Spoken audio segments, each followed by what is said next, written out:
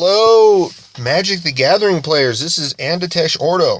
You may saw some of my older videos on this channel was done by me as HK858, but if you've been paying attention to some of my other videos, like Star Wars Galaxy videos and another video I've done, I did post the fact that, yes, I did rename my channel to Anditesh Ordo just to get it a better name, in my opinion. Like, HK58 was kind of cool. Back in the day, I based it on HK47, the Star Wars character, but I want to do Anditesh Ordo. It made a little more sense. So today I'm going to go over Commander spoilers. I want to go over them, let you know what I think of each release, and I'm also going to scroll down to the bottom to see some of the other releases that were released from like a few months ago, where they brought out a cat dragon and a few other dragons. So today on August 9th, they are releasing these two vampires so far. So we got like a 4-mana 4/4 flying. Oh, I didn't realize it was flying. Haha. Most vampires do fly. Nowadays, not a lot of them fly anymore or something. I don't know. But, flying, and then it's just a commander lord. Commanders get... So it really works great with the... the last commander set where we had chance to have two commanders. Commander creatures have +2/+2 in haste. It's nice. To me, it's meh. As a vampire deck, I always wanted to, be able to do red, white, and black. Even though personally, I wish there was a 4-color one where it was red, white, black, and blue, because there are some vampires from the Dimir Guild that were brought in and a few others. But yeah, mostly that way you can actually have a full big sorry about that. A full big or full 4-color vampire deck, because I don't see vampires in green. We just see it in those 4 colors, but mostly lately it's been red, black, and white. So for Bloodsworn Steward, I personally see it as an uncommon. Yeah, it's a great 4-mana 4/4 flyer, but it just only pumps your commander. Now, if I said commander creature you control get +2/+2 and have haste, and then vampires get +1/+1, it might be better, but overall, it's not bad of a card. Then we got the commander for the vampires. Costs 1 less to cast for each 1 life gained. It has first strike lifelink. Then you pay 5 to put 3 +1/+1 counters on it. 5 life. And activate this ability only on your turn and only once each turn. So there's times where you can really pump this guy up. He's really good as a aggro vampire lord, but you could also just not play him and just use his tribal color for all the vampires you use. So then yesterday's spoilers, I'm going to go over some of them. If you guys ever paid attention to some of my other videos, and I do hope you guys look into them, I did some videos on some other than cards that I've created just for fun. But I've done some videos on cards I would love to have seen go into Modern and maybe even into Standard. And some of these I can actually see have that happen. Like we do have a upcoming 2018 core set that's going to be released. So some of these cards may fit in. But mostly I'm going to, let you know what I like about each card. So Kusali Slingers, 5-mana 3/5 reach. When it enters the battlefield, you may destroy target artifact or enchantment, or another cat, I should say. So basically, there's a sliver form of this. Hold on, I forgot the name, which is nice, is with Mythic Spoiler. There it is, Harmonic Sliver. I went blank on it. And it's also like Aura Shards, too. Mythic Spoiler is awesome with this. They kind of give cards link to it. I wish it gives 3 to 5, but it only has 3, but that's fine. So yeah, this one's not bad of a card. A cat deck's going to love it. I have a sister-in-law. She loves cats like no tomorrow. And she has a cat commander deck, but it's only mono white. So I'm sure she's going to probably pick up this cat commander deck for sure. That's like an obvious given. So the next one is Mirror of the Forebearers. 2 mana, enters the battlefield, choose creature type, and you pay 1 to make Mirror Forebearers a copy of a creature you control of the chosen type. Except it's also an artifact in addition to other types. So what's nice about this is, 1, you could use this in almost any tribal deck. And which is insane. It's kind of nice. zombies, elves, and all that. And you can copy your, like, Lord, you can copy one of the other cards. Obviously, if it's legendary, it's going to kill. and you don't want to do that. But outside of that, this is a great card. And honestly, this is a card I can see viable for Modern. One, it might make some tribal decks even more viable. Maybe like zombies. Merfolk may or may not pick it up. If someone actually used the... sorry about my newsfeed going up, but if someone actually used this for like a mirror deck, a MYR mirror, the creatures for Mirrodin, that would be kind of interesting. Because there's some interesting mirror out there, but we just don't have enough support for that tribe. Because a lot of mirror just been killed off. But in Modern, I would like to see it come in. Outside of that, Commander is just going to love this. Casual players are going to love this card. It may or may not see some play in Legacy, but we'll find out if that happens. So, Fractured Identity, 5 mana, exile a target non-land permanent. Each player other than its creature controller creates a token that's a copy of it. So if you're like wanting to, you have an enemy, like everyone has this enemy, and they have quite a few creatures assembled, you could use Fractured Identity and destroy one of theirs and be like, okay guys, I'm going to be a friend to everyone. I destroy this creature, everyone else gets a creature that's a copy of it. So if they had like, say they had like a Frost Titan or Sun Titan, one of the Titans or something, just for something simple. Or one of the Praetors. You could kill their Praetor and be like, boom, Praetor Chaos. Titan Chaos. But outside of that, that's the only place I can see that casually. And Commander. Commander's really probably the only place you're ever going to see this card played. And that's kind of the same with Fortunate Few. 5 mana. Choose a non-land permanent you don't control. Then each other player chooses a non-land permanent he or she doesn't control. And that hasn't been chosen this way. Destroy all other non-land permanents. So it's another super crazy board wrath. So everyone's like, okay, choose a card. We're going to put it in the middle. Like you can see in that picture, we're going to get that. And then we're just going to explode everything else. Explode the terrain, everything else. So it's going to be an interesting card to be played against. I'm meh on it. We're getting a lot of these destroyed all other non-land permanents and stuff. Kind of insane. So if you're an artifact deck, hope that you have Darksteel Forge out before this happens. So, Boneyard Scourge, 4 mana, 4/3. Whenever a dragon you control dies, while Boneyard Scourge is in your graveyard, you may pay 2. If you do, return it to the battlefield from your graveyard, or whatever, however it's worded anyways. 4 mana for a 4/3 flying zombie. That's not bad. Just a zombie in general, it wouldn't be too bad. I don't see it being played because the 4 mana slot for a lot of zombie decks in Modern. Well, obviously this isn't Modern, but if it was put into Modern, I don't see it being played much. There's other cards that are better, so this one probably won't make it into Modern anyways. Well, obviously, these probably won't ever make it into Modern, all these cards, but hey, one can help, right? But for Commander's going to love it in Modern or Dragon decks, because then you're going to just keep getting this guy back. And if there are a few other, but it only works with dragons, so it's only Dragon Tribal. Now, if it was Dragon or Zombie, that would change the game of this card. This would make a good zombie, make it in a zombie deck, because zombies don't have a lot of flyers. And this would be a great zombie dragon.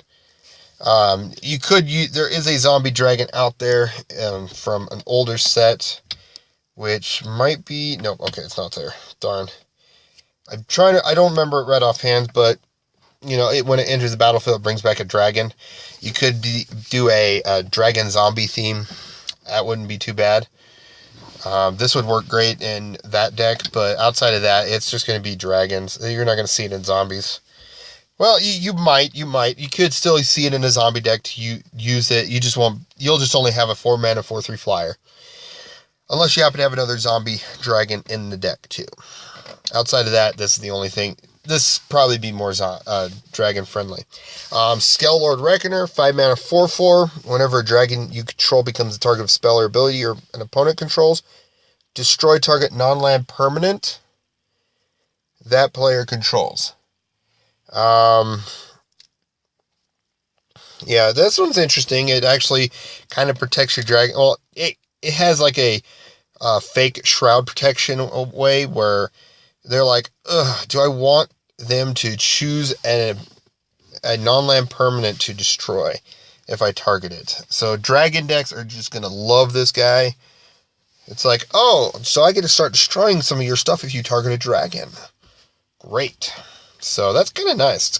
It's really a nice card. Tortorial Hellkite, 4 mana, 6/5 flying haste. Right off the bat, that's great. But for a multiplayer strategy, at the beginning of combat, you're on your turn, choose an opponent at random. That Territorial Hellkite didn't attack during the last turn, and it attacks that player this combat if able. If you can't choose an opponent this way, tap it. So if it just goes down to just 1v1, you're going to be attacking them every other turn, and this thing's going to be tapped, which is unfortunate.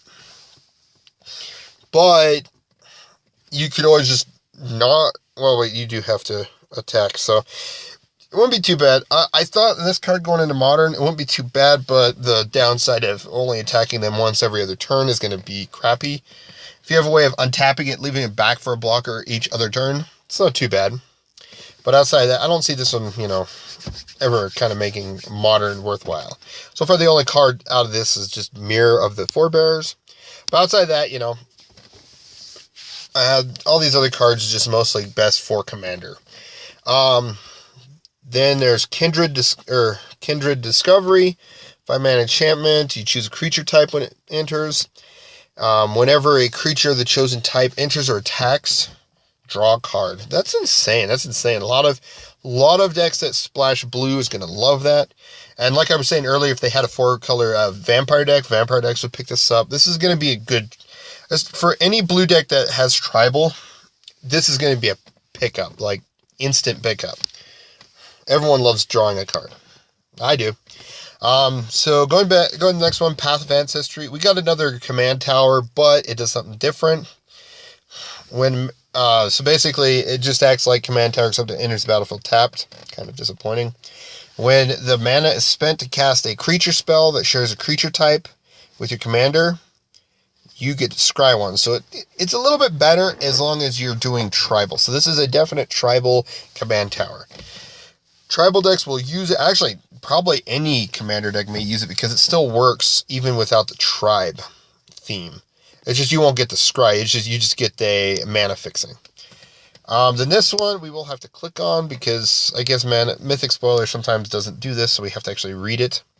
So basically, when you cast this, choose creature type, reveal the top card of your library until you reveal X creatures of the chosen type, where X is the number of creatures you control of the chosen type, and place them onto the battlefield. Then shuffle your library in any order. So basically, yep, it's like a Primal Surge Genesis Wave for tribal, which is insanely amazing, which is cool too. So this is a fun little card to actually play with. So definite commander for any tribal green decks. Elves gonna love this. If there was a mono green tree folk or just tree folk in general because they have green. So another one they can't read in a different language. This one's basically another Cloud Key. Enters battlefield, choose creature type. Creatures of the chosen type cost 1 less. And then at the beginning of your upkeep, look at the top card of your library. If it's a creature card of the chosen type, you may reveal it and put it into your hand. Wow. Tribal decks are going to love this card. Love this card. For Commander, no tomorrow. Everyone's going to love this card. So this one's a really fun card to actually play with. And it works in any color because it's an artifact. I like it. So we're going to move on to these ones that were released. The Vampire Cats and equipment and stuff. So let's see here. I hope I didn't mean to click. Okay, so Bloodline Necromancer, 5 mana, 3/2, lifelink, enters the battlefield. You return a wizard or vampire you control from your graveyard to the battlefield. So you're basically, it's like a Phyrexian, Phyrexian, not Obliterator, what's it called? Phyrexian Delver. Blade Ring of the Risen. Earlier I was talking about a dragon zombie. Blade Ring of the Risen is a dragon zombie. So, but yeah, this vampire acts like a Phyrexian Delver, but it only targets wizards and vampires, which is kind of cool. This is a kind of a good card for vampires. Great graveyard synergy. Outside of that, I don't see it being played anywhere else. Alms Collector, 4 mana, 3/4 flash. If an opponent would draw 2 or more cards, instead you and that player each draw a card. So basically it shuts them down from drawing a ton of cards, and it gives you an advantage of drawing a card. And it's, a lot of people call it the white version of, let's see if it's down here. Yeah, Notion Thief. Mind's Eye, Lily of Old. This is a kind of a cool card, actually. I like it. Even though it's cat, it'll work in cat decks regardless. It still will shut down a lot of the draw effects. If someone's like, I'm going to draw 2 cards. Now I'm going to flash this in. You draw a card, I draw a card. I'm going to draw 5 cards. No, you're going to draw a card, I'll draw a card. It gives you a chance to actually have use of that. It doesn't have flying, that's a downside. I don't know if it'll be used in Legacy. It may be used in Legacy to shut down future brainstorms. This is another card I can see going into Modern because of the flash effect. However, there's already a 4 mana card in this spot, and that is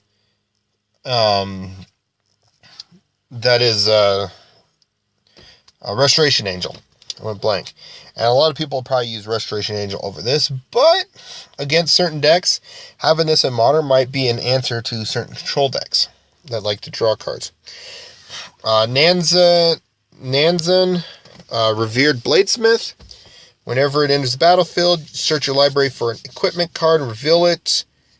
If it's the hammer that's next to the card, Hammer of Nazan, it's put onto the battlefield. Otherwise, put that card in your hand, shuffle your library. Whenever a creature you control attacks, you may tap target creature defending player controls.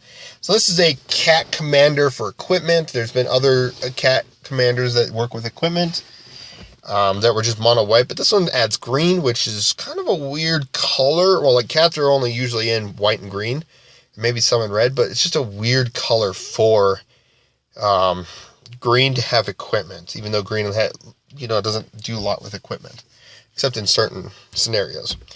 But outside that, it's not too bad of a commander. Hammer of the Nazan, 4 mana to play, 4 to equip. Whenever it or another equipment enters the battlefield under your control, you may attach that equipment to target creature you control. And the equipped creature gets +2/+0 and indestructible. So another card that makes creatures indestructible. We have I think Shield of Kaldra and Darksteel Plating or something like that has the indestructible. Here, let me actually look, because I'm sure it'll be there. Darksteel Plate, and even Sigarda's Aid. Oh no, Sigarda's Aid actually is based on this first part of it. But yeah, we already got those 2 and an equipment deck. This is going to be insane. Also, it really helps with the Kaldra combo. Like if you guys ever watch MTG Goldfish, where they do the Commander Clash, Tomer's always trying to get that combo together. So yeah, that will work out. And I'm sure he'll try to use this equipment deck and try to make a combo with it. So the next one, we gotta click on it. Lovely.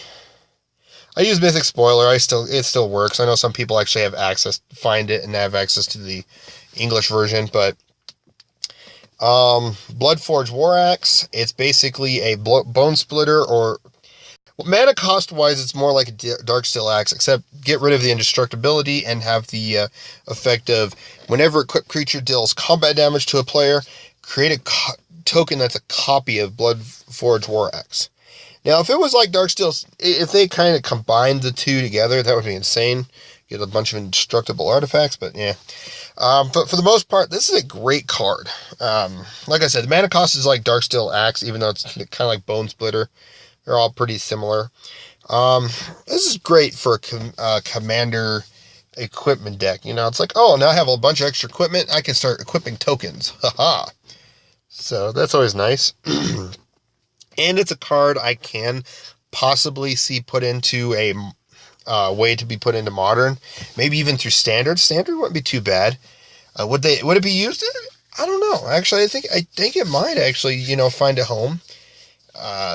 If they actually come through more equipment, who knows what the next few sets will be. But I hope like the next set that it does a good amount of equipment actually throws this artifact in. Other than that, or even the core set could throw it in. I don't see a problem with that. Great rare slot. So traverse the Outlands. 5 mana. Search your library for X basic lands where X is graded power among creatures you control. Put those cards onto the battlefield tapped, then shuffle your library. So it's a big mana searcher. So Commander's going to love that. Any green deck, just throw this in. It's simple. Hungry Lynx. That's a Hungry Lynx. 2 mana, 2/2. Cats you control have protection from rats. Really interesting. A way to throw protection in, but not as a color, against a creature type. At the beginning of your end step, target opponent creates a 1/1 black rat creature token with Death Touch. So an opponent starts. Well, that's if you get targets. If everyone's like, "Oh, each player has Shroud," it's like, well, I guess I can't give you guys rats. Enjoy. It actually works in really good in Commander because you're like, you know what? Everyone's ganging up on this guy here. I'm going to help you out. Have some Death Touch rats. I have protection from them, but you can also start throwing them at other players. So that's always nice. And then whenever a rat dies, anytime a rat dies, put a +1/+1 counter on each cat you control. This is also good against any sort of rat, Nezumi rat type decks that are out there that some people like to play with as a commander, or they just make a rat deck. It's going to be good against those decks, unfortunately. It's like the cat deck just got amazing against it. And this is a card, yes, I could possibly see going to Modern. Possibly. You just have to build a deck around it. You'd have to build a cat deck so you could be protected from all these rats and a way to kill all the tokens. So outside of that, it's a meh card. It's not bad of a card. It's a cool effect. Balin Wandering Knight, 4 mana, 3/3 first strike. Has double strike as long as there's 2 more equipment on it, and then you can attach all equipment you control to him.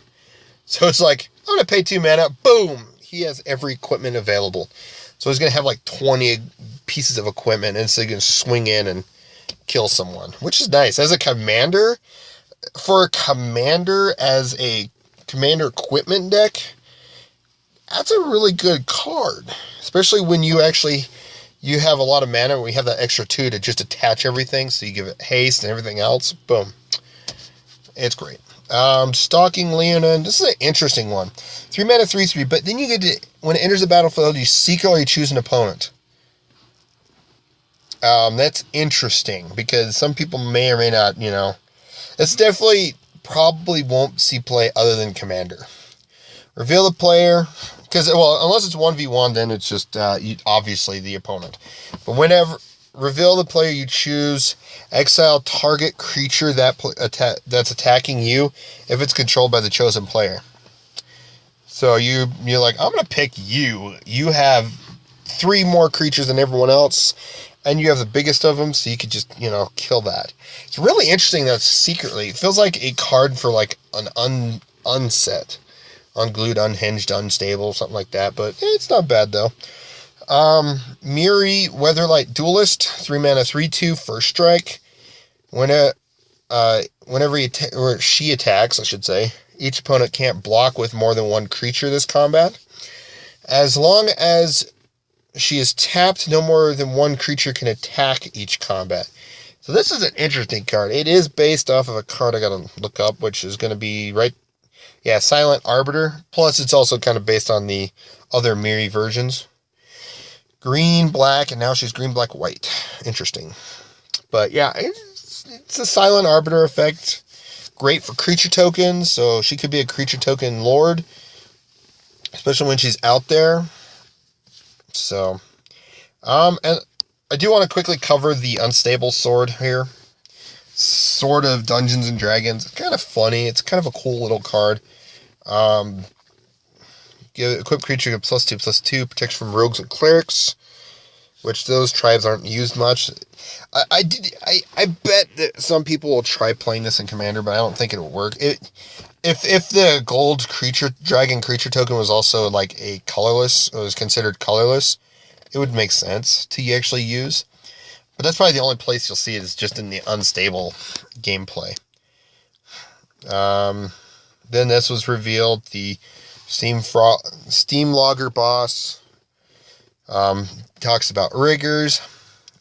So we'll see, you know, more riggers when Unstable comes out. But yeah, I was just covering the mostly the commander cards. So I'm gonna come down. Oh, I missed this one. This is a 5-mana 5/5. Beginning of your the beginning of combat on your turn, and if it's in the command zone or on the battlefield, another target cat gets +3. Another target cat gets +3/+3 until the turn, and then whenever another cat you control attacks, pay 3. If you do, it gains trample until end of turn and gets +X/+X, where X is its power. So it kind of is a nice little pumping cat lord. So there's a lot of cat lords to choose from, depending on which way you want to go. Do you just want to go cat tribal, or do you want to go cat equipment tribal? So it's really interesting. So yeah, these are all the Hour of Devastation. I'm gonna kind of skim through them because I'm not going over them. I may or may not decide to actually start doing spoilers of certain cards or of certain sets. I kind of decided to do Commander because I haven't done a Magic video in a while, and I'm going to try to diversify my videos a little bit so I can actually do more than just Star Wars Galaxy of Heroes that I've been doing lately. Okay, this is Ixalan. I'm going to cover these cards when they get a better version later on. So I will cover some Ixalan when they come out. Hour of Devastation, more Ixalan. They released a ton.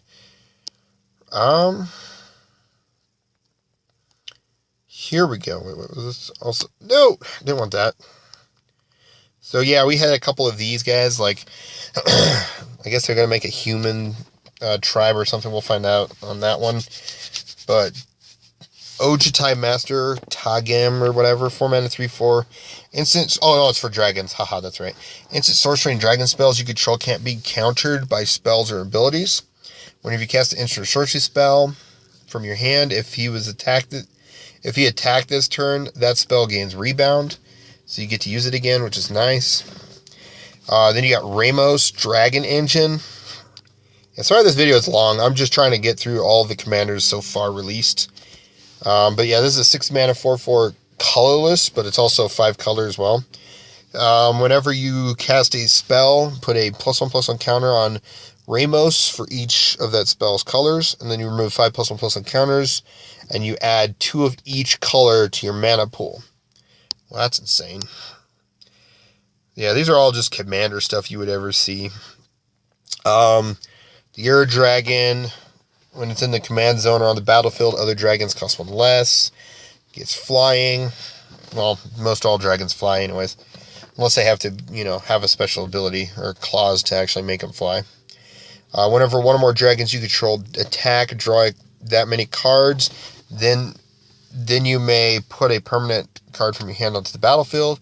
That's insane. Especially, this is a lot better than the Sign of the Ur. But yeah, you'll get to choose different ones. The other one is Okagachi Vengeful Kami.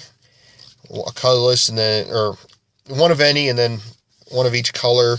6/6 Flying Trample. I thought this card would be a little better because this card was never released in the Kamigawa block, and this is like the biggest enemy against all those that live on Kamigawa, and I'm surprised this doesn't. Too bad this didn't actually support dragons and spirits in some way, one way or another. But when it deals combat damage to a player, that player and if that player attacked you during his or her last turn, exile target non-land permanent that player controls. It's a mana card. Like, Sign of the Ur the Ur Dragon is probably your best 5-color dragon lord. By far.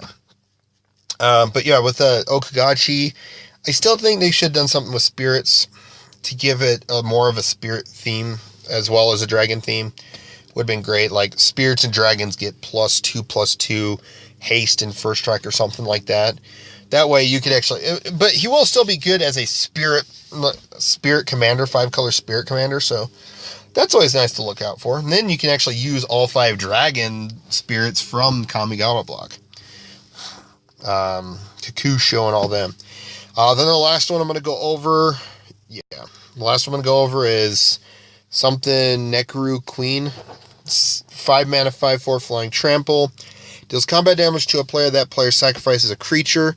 If that player can't, you create a 3/3 black, red, black, green cat dragon creature token. The only downside of this card I'm really disappointed with, which a lot of people are, is it should be like green, red, white instead of green, red, black.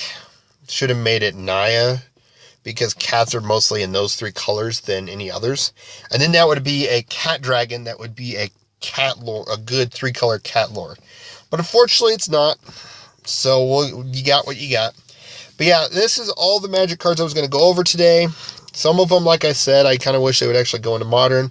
I have a video in the past that I've done that talk about Modern, or cards that can be viable for Modern. I know they're not the best popular of my videos, and that was when I first started actually posting videos. So yeah, oh, hello, we got some more spoilers. It's always nice to refresh. When you're going through, refresh. Holy cow, this video just got a lot longer. So actually, I may just skim through them really quick. Another red, white, black Vampire Knight. Ooh, this one's Edgar Markov. Ooh, I don't know story-wise who that is. You can put that in the comments below. If you've watched this long, I'm sorry for the length of the video. I should have done it in separate videos, but any other cards I spoil is going to be after this. Actually, you know what? You guys see this? I'm going to swap this into a next video. I'm going to quickly go over these ones that are released. By the time I record the next video, it'll probably be there might be a few more spoiled. So again, thanks for watching. Please like, comment, and subscribe. Let me know what you guys think about these spoilers from the Commander set. And again, thanks for watching and enjoy your day.